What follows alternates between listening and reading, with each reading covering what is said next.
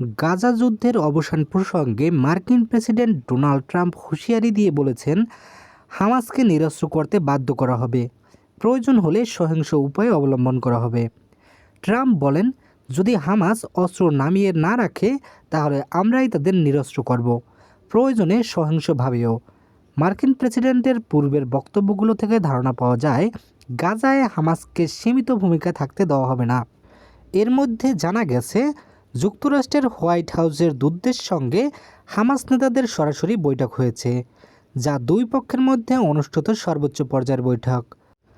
তবে 14ই অক্টোবর স্থানীয় সময় মঙ্গলবার হামাস একটি ভিডিও প্রকাশ করে, যেখানে দেখা যায় তারা 8 জন চোখ বাঁধা, হাত বাঁধা ও হাঁটু গেড়ে বসা ব্যক্তিকে গুলি করে হত্যা করেছে। ইসরায়েলের সহযোগী হিসেবে ওই ব্যক্তিদের চিহ্নিত করে গুলি করে হত্যার দাবি করেছে ফিলিস্তিনি স্বাধীনতাকামী সংগঠন। এএফপি জানিয়েছে, যুদ্ধবিরতি স্বাক্ষরের পর হামাস গাজায় ফিলিস্তিনি অপরাধী চক্র ও গোত্রীয় গোষ্ঠীগুলোর বিরুদ্ধে অভিযান শুরু করেছে। এমন পরিস্থিতিতে সংগঠনটির হাতে গাজার নিয়ন্ত্রণ না দেওয়ার ইচ্ছা পোষণ করেছেন ট্রাম্প।